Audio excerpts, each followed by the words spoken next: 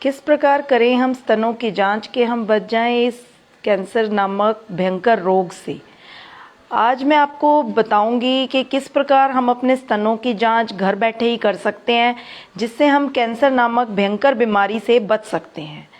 दोस्तों, मैं डॉक्टर रितु मित्तल आज मैं आपको बताऊंगी कि हम किस प्रकार घर बैठे ही अपने स्तनों की जांच कर सकते हैं कि जिससे हम कैंसर नामक एक भयंकर बीमारी से फर्स्ट स्टेज में ही हम उसे पकड़ सकते हैं और हम बच सकते हैं।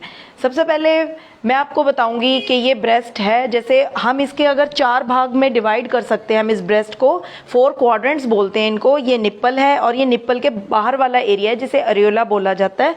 और इस निप्पल के बाहर वाले एरिया कि अगर हम बात करें तो अगर हम इस ब्रेस्ट को 4 क्वाड्रेंट्स में डिवाइड करते हैं, जैसे अब मैं इस ब्रेस्ट पे बताऊंगी आपको, हम इस ब्रेस्ट को 4 क्वाड्रेंट्स में डिवाइड कर लेते हैं, 1, 2, 3 और 4।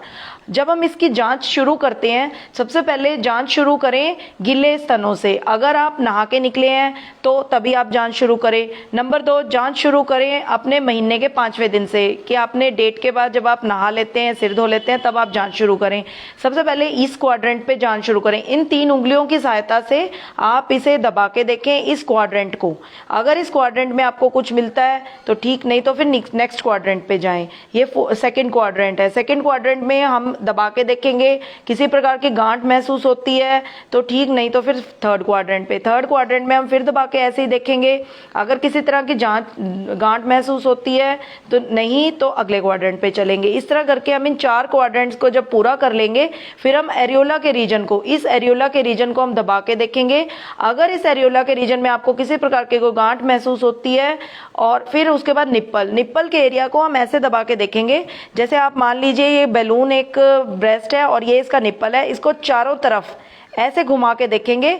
अगर इसके अंदर से किसी प्रकार का कोई डिस्चार्ज होता है, किसी प्रकार की कोई पस निकलती है, कोई खून निकलता है या मिल्की डिस्चार्ज होता है, तो आप अपने डॉक्टर से तभी कंसल्ट कर सकते हैं। जैसे मैंने आप ये एक डायग्राम बनाया है, इस डायग्राम की सहायता से हमें देख सकते हैं कि पहले मैंने इस क्वाड्रेंट को, फिर इसको और इसको, इसी क्रम में आपने चलना है। और उसके बाद इस एरियोला के रीजन को, फिर इस निप्पल के रीजन को। अगर आप इस तरह चल के इस ब्रेस्ट को एग्जामिन करेंगे तो अगर कोई गांठ यहाँ होगी, इस तरफ होगी, या इस तरफ होगी, या इस तरफ होगी, तो आप उसको जल्दी पकड़ पाएंगे। अगर आप उल्टे डायरेक्शन में चलेंगे तो गांठ हमें कभी नहीं मिलेगी, क्योंकि वो गांठ हमारी एल्वेलाई के पीछे छिप जाएगी।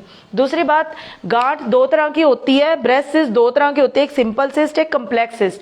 जो सिंपल सिस्ट होती है उसमें पानी भरा होता है, तरल पदार्थ भरा होता है। वो तरल पदार्थ कुछ भी हो सकता है, पानी हो सकता है, पस हो सकती है, या फिर ब्लड भी हो सकता है। दूसरी होती है कम्प्लेक्स सिस्ट। कम्प्लेक्स सिस्ट 2 तरह की होती है, इसे एक बिनाइन सिस्ट और एक मैलिग्नेंट। बिनाइन सिस्ट जो होती है फाइब्रोएडिनोमा, ज्यादातर हर लड़की को जिसकी अभी डेट आनी शुरू हुई है, मिनार की एज में है, उसको बिनाइन सिस्ट मिल ही जाती है या फाइब्रोएडिनोमा मिल जाता है।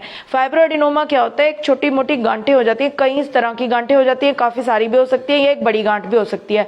अगर एक बहुत बड़ी गांठ है तो हो सकता है आपको इसको निकलवाना भी पड़े, और अगर ये एक छोटी गांठ है, छोटी छोटी कई गांठें हैं, तो ये जरूरी नहीं कि निकलवाना पड़े इनको। ये ज्यादातर इस क्वाड्रेंट में पाई जाती हैं। तो सेकंड क्वाड्रेंट है, फर्स्ट सेकंड क्वाड्रेंट में ज्यादातर ये गांठें पाई जाती हैं।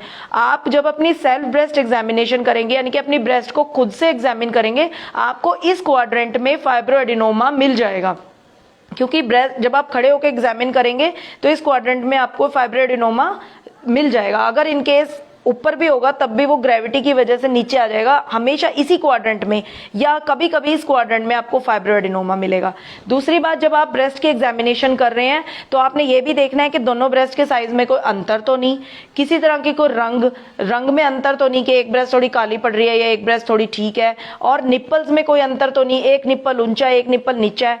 ज्यादातर ऐसे करके हम लोग ब्रेस्ट की एग्जामिनेशन करते हैं। इससे आपको ये साफ पता चल जाएगा कि आपकी एक ब्रेस्ट छोटी और एक ब्रेस्ट बड़ी तो नहीं, ऊंची नीची तो नहीं। दूसरा, डिस्कलरेशन, यानी कि स्किन की डिस्कलरेशन होती है। स्किन के ऊपर जैसे संतरे के छिलके के ऊपर छोटे छोटे दाने हो जाते हैं ना, उसी तरह ये इसके ऊपर छिलके, इसके ऊपर दाने बन जाते हैं, वो मैलिग्नेंसी की कंडीशन में होते हैं। अब मैं आपको इसकी ट्रीटमेंट बताऊंगी। सबसे पहले तो कॉफी, बिल्कुल छोड़ दें। अगर किसी को ब्रेस्ट सिस्ट है तो वो नहीं चाहता कि मेरी ये ब्रेस्ट सिस्ट मैलिग्नेंट में कन्वर्ट हो जाए, कैंसर में बदल जाए, तो वो कॉफी बिल्कुल छोड़ दे। विटामिन ए, विटामिन बी और विटामिन ई का सेवन ज्यादा मात्रा में करें। उसके बाद हमारी दवाई आती है जिसे ब्रेस्ट क्योर किट कहा जाता है। ये 4 गोली सुबह, 4 गोली शाम को खानी होती है। और इसके साथ ये फक्की, ये हमने खुद बनाई हुई फक्की है। इसके 2 चम्मच सुबह, 2 चम्मच शाम को नवाई पानी के साथ लेने होते हैं।